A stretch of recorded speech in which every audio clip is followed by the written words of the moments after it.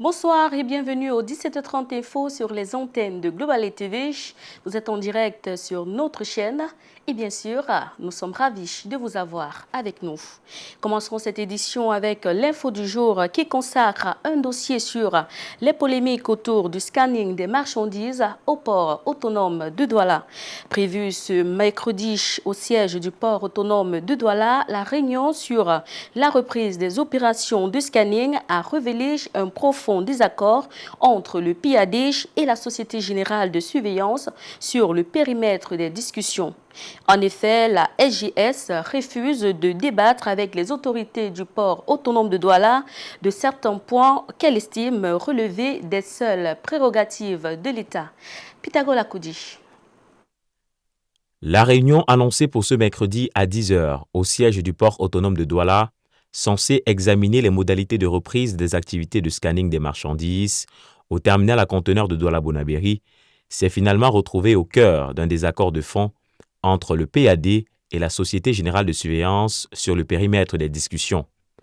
Dans une correspondance datée du 2 février 2026, le directeur général du PAD, se référant aux prescriptions du Premier ministre, avait convié la directrice générale de SGS Cameroun à une séance de travail destinée à examiner les conditions pratiques de la reprise des opérations de scanning. L'ordre du jour proposé était large et juridiquement structuré.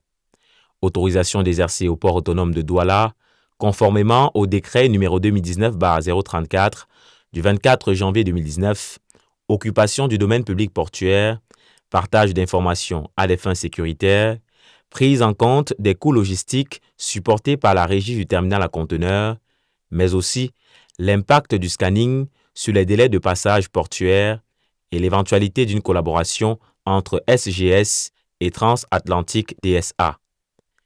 Mais dans sa réponse officielle datée du 4 février 2026, la directrice générale de SGS Cameroun oppose un recadrage ferme. Tout en accusant réception de l'invitation, elle rappelle que les instructions gouvernementales, telles que formulées par le Premier ministre et relayées par le secrétaire général des services du Premier ministre, prévoyaient une rencontre exclusivement consacrée à la reprise effective des opérations de scanning par SGS, et ce, dès le 30 janvier 2026. Selon SGS, plusieurs points inscrits à l'ordre du jour proposés par le PAD excèdent le cadre de cette mission et relèvent soit des prérogatives exclusives de l'État, soit des dispositions contractuelles liant SGS au gouvernement, notamment à travers le ministère des Finances. L'entreprise estime ainsi ne pas avoir qualité pour discuter de l'autorisation d'exercer, des conditions d'occupation du domaine public portuaire ou encore des mécanismes de partage d'informations sécuritaires, ces sujets devant, selon elle, être traités directement avec les autorités gouvernementales compétentes. Face à ce qu'elle considère comme une extension injustifiée du champ des discussions, SGS demande un recentrage strict de la séance autour d'un seul point, à savoir l'organisation pratique de la reprise des opérations de scanning des marchandises au PAD. Cette divergence d'interprétation révèle une fracture persistante sur la gouvernance du scanning au port autonome de Douala entre une autorité portuaire qui revendique un encadrement juridique et opérationnel global des activités sur sa plateforme et un prestataire qui se réfère prioritairement à son mandat gouvernemental. Et la réunion a bel et bien eu lieu. Nous reviendrons sur l'issue de celle-ci dans notre édition de journal de demain. La controverse sur le scanning des marchandises au port autonome de Douala révèle de profondes divergences d'interprétation autour du contrat signé en 2015 avec la Société Générale de Surveillance. Entre la question de sa date réelle d'entrée en vigueur et les pouvoirs conférés au PAD par décret présidentiel de 2019, le débat met en lumière un affrontement juridique aux implications. Pythagore, une fois de plus. La polémique autour du scanning des marchandises au port autonome de Douala continue de diviser l'opinion publique nationale et internationale. Plusieurs analystes et observateurs concentrent leurs critiques sur le contrat signé en 2015 entre le ministère des Finances et la Société Générale de Surveillance, SGS. Conclu pour une durée de 10 ans par le ministre des Finances de l'époque, Alamine Ousmane Meh, Ce contrat fait aujourd'hui l'objet d'interprétations divergentes au sein même du gouvernement. Lors d'une réunion organisée à la primature, le ministre des Transports a affirmé que le contrat n'était entré en vigueur qu'en 2022, ce qui en reporterait l'échéance à 2032 plutôt qu'à 2025.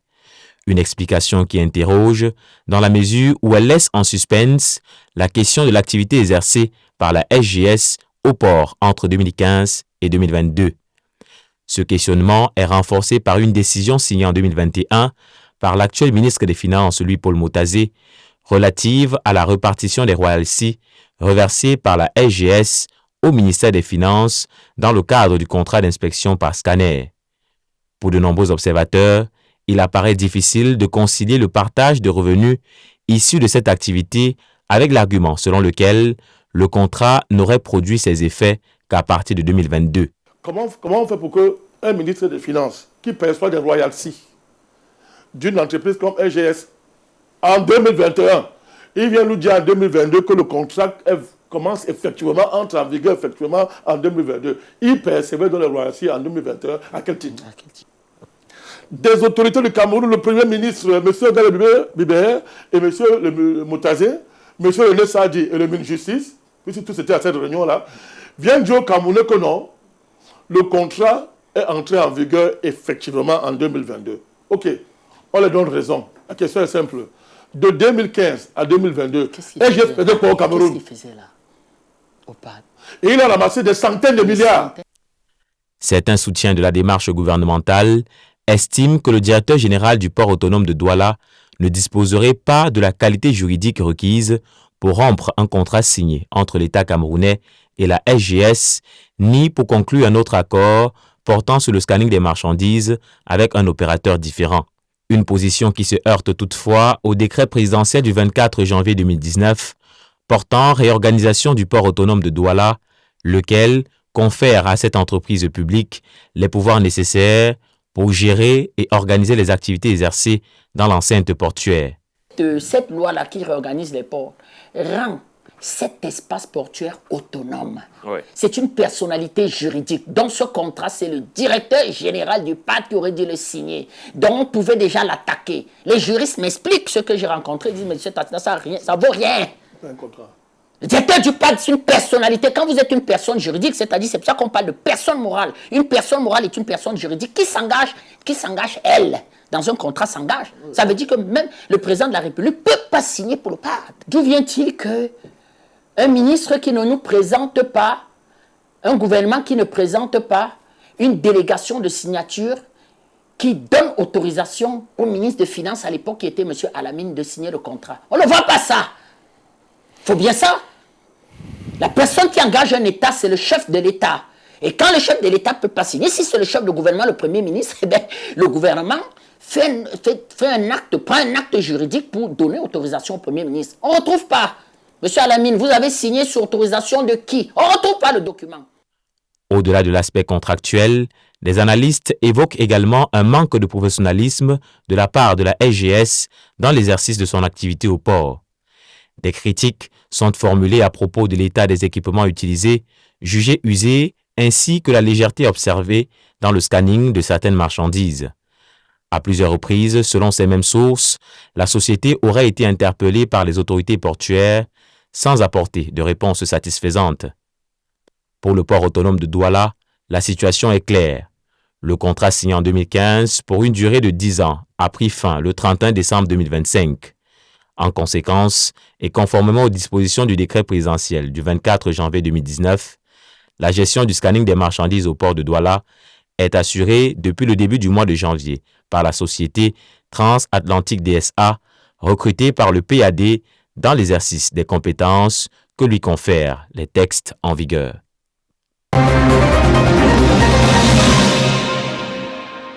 Dans le reste de l'actualité, mesdames, messieurs, cap en nécrologie. L'exécution de Saïf al-Islam Kadhafi à Zenten ravive le traumatisme libyen et relance le débat sur la déstabilisation durable des États africains. Pour ses partisans, sa disparition incarne l'élimination méthodique des figures susceptibles de porter une alternative souveraine. Tué à son domicile par un commando armé, le fils de l'ancien guide libyen laisse derrière lui une Libye toujours fragmentée. Le reportage de notre stagiaire Elvira Fongan. L'assassinat de Saïf al-Islam Kadhafi, survenu le 3 février à Zenten, dans le massif du Djebel Nefoussa, dépasse le cadre d'un simple fait divers.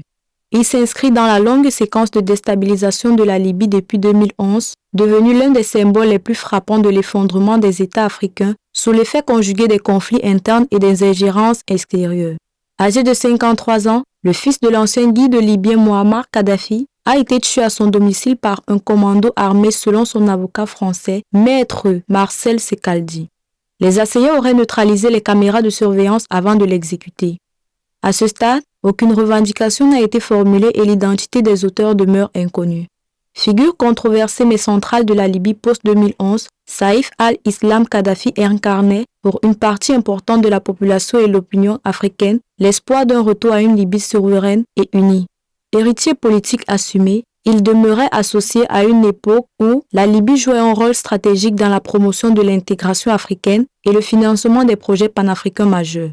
Recherché par la Cour pénale internationale et condamné à la mort en 2015 par un tribunal de Tripoli, avant de bénéficier d'une amnistie, il avait néanmoins tenté de revenir dans le jeu politique par les urnes. En 2021, sa candidature à l'élection présidentielle avait ravivé l'espoir d'une sortie de crise par un processus démocratique. L'annulation du scrutin, puis son assassinat, renforce aujourd'hui le sentiment largement partagé sur le continent d'une confiscation récurrente des trajectoires politiques africaines. L'ancien porte-parole du régime Kadhafi, Moussa Ibrahim, a dénoncé un acte perfide, affirmant que Saïf al-Islam Kadhafi œuvrait pour une Libye unie et souveraine. Sûre pour tous ses habitants, une déclaration qui trouve un écho particulier dans une Afrique encore marquée par les conséquences des interventions étrangères. Plus d'une décennie après l'assassinat de Muammar Kadhafi, la Libye reste profondément divisée entre deux exécutifs rivaux, le gouvernement d'unité nationale à Tripolis, reconnu par l'ONU, et une autorité parallèle à l'Est, soutenue par le maréchal Khalifa Haftar. Dans ce contexte de fragmentation persistante, la mort de Saïf al-Islam Kadhafi pourrait le transformer en figure martyre pour ses partisans et, au-delà, pour une frange panafricaine qui voit en lui le symbole d'une souveraineté africaine brisée. À l'occasion de la 158e session du Conseil exécutif de l'Organisation mondiale de la santé, le Cameroun s'est illustré par une prise de position forte en faveur de la souveraineté sanitaire africaine. Portée par le ministre de la Santé publique, Dr Manaouda Malachi, la délégation camerounaise a défendu une vision pragmatique et ambitieuse d'un système de santé autonome, équitable et durable, confirmant ainsi le leadership croissant du pays sur la scène sanitaire internationale. Reportage. À Genève, le Cameroun a marqué les esprits ce mardi 3 février 2026 lors des travaux de la 158e session du Conseil exécutif de l'Organisation mondiale de la santé en s'imposant comme l'un des fers de lance d'une Afrique pragmatique et résolument tournée vers la souveraineté sanitaire. Conduite par le docteur Manaouda Malachi, ministre de la Santé publique et émissaire spécial du président de la République Paul Biya, la délégation camerounaise a porté une voix forte et structurée, transformant les débats techniques en un plaidoyer politique en faveur d'un système de santé africain autonome, équitable et durable. Au cœur des échanges, la couverture santé universelle a occupé une place centrale. Le Cameroun y a été présenté comme un exemple en matière de réforme, notamment grâce aux avancées législatives sur la transplantation d'organes et à la promotion de l'équité dans l'accès aux soins. Pour le ministre camerounais, la réussite du CSU repose avant tout sur un engagement politique soutenu et sur la mobilisation de financements domestiques solides. Pour ce qui est de la lutte contre la tuberculose, la région Afrique a réussi à réduire l'incidence et la mortalité liées à cette maladie grâce à l'accompagnement renforcé de l'OMS. Toutefois, l'Afrique supporte encore 25% de la charge mondiale de la tuberculose. Aussi, elle plaide donc pour un renforcement des capacités de diagnostic et de financement. La question de l'agenda vaccination 2030 a également été abordée avec insistance. Là encore, le message du Cameroun est resté constant. Sans appropriation nationale et sans investissements locaux conséquents, les politiques de santé publique peinent à produire des résultats durables. Monsieur le Président, s'agissant de la vaccination, le bilan à mi-parcours, publié en novembre 2025, confirme la pertinence de l'agenda de la vaccination à l'horizon 2030, mais montre que son contexte de mise en œuvre a profondément changé. La pandémie de Covid-19, les crises humanitaires, le changement climatique et la baisse des financements ont durablement fragilisé nos systèmes de santé. Prenant la parole au nom des 47 États membres de la région africaine, le docteur Manaouda Malachi s'est aussi exprimé sur les enjeux émergents de l'intelligence artificielle et de la santé numérique. Il a souligné la nécessité urgente de mettre en place une gouvernance éthique, inclusive et sécurisée, capable de protéger les données personnelles des citoyens tout en optimisant l'allocation des ressources sanitaires.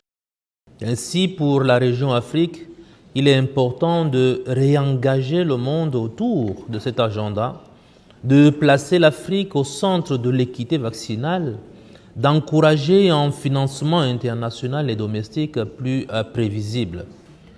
Par cette présence stratégique et remarquée à Genève, le Cameroun ne se limite plus à suivre les orientations mondiales en matière de santé. Il s'affirme désormais comme un acteur influent, capable de contribuer activement à la définition des standards internationaux avec l'ambition de faire de la santé un droit réel et accessible pour chaque citoyen africain. Chefs d'État et de gouvernement, dirigeants d'organisations internationales et décideurs du monde entier prennent part au sommet mondial des gouvernements ouvert à Dubaï. Placé sous le signe de la modernisation de l'action publique et de la transformation numérique, cette rencontre internationale offre aux pays africains une tribune stratégique pour accélérer leurs réformes, renforcer leur crédibilité et inscrire leurs ambitions dans l'architecture des États de demain. Les détails, c'est avec notre stagiaire Hermine Sich. Ouvert à Dubaï ce 3 février 2026 sous le thème « Façonner les gouvernements de demain », le sommet mondial des gouvernements réunit des délégations venues de tous les continents autour d'un objectif central. Repenser la gouvernance publique à l'aune des profondes mutations politiques, économiques et technologiques. Plus qu'un forum diplomatique, cette rencontre se veut un espace d'anticipation où l'innovation devient un instrument stratégique de l'action publique. Chefs d'État, dirigeants d'organisations internationales et acteurs majeurs du secteur privé y échangent sur la modélisation des administrations, l'efficacité des politiques publiques et la coopération internationale. Les puissances établies aux pays émergents, chaque nation est invitée à inscrire sa vision sur la réflexion collective de l'avenir des États. L'Afrique participe à ce sommet avec des attentes claires, renforcer sa crédibilité internationale, attirer des investissements structurants et accélérer ses réformes institutionnelles. Aujourd'hui, le Sénégal a un agenda de transformation qu'on appelle le Sénégal 2050, dont un des axes, c'est le capital humain. Donc, investir sur les jeunes, les former, les éduquer, les orienter, leur trouver des emplois, c'est un défi, c'est un challenge. Mais aujourd'hui, les orientations du nouveau gouvernement sénégalais, c'est de faire en sorte qu'on attire des investisseurs pour transformer nos produits locaux au Sénégal, pour créer de la valeur. Et ça va créer de l'emploi. Donc, on a besoin aujourd'hui de cette jeunesse-là, bien formée, avec une vision très claire et bien. La transformation numérique s'impose comme le cœur de cette ambition continentale. Digitalisation des services publics, e-gouvernement et inclusion numérique sont aperçus comme des leviers essentiels pour rapprocher l'État du citoyen et soutenir le développement. À Dubaï, le numérique n'est plus qu'un outil, mais un langage commun de gouvernance. Pour les pays africains, il représente une opportunité stratégique de modernisation accélérée et d'intégration dynamique mondiale. Nous recherchons des partenariats dans notre parcours de transformation numérique. Nous ne faisons que commencer ce chemin. Nous voulons numériser l'économie du Lesotho, c'est pourquoi nous cherchons des partenaires et des collaborateurs. Et ceci est une formidable opportunité.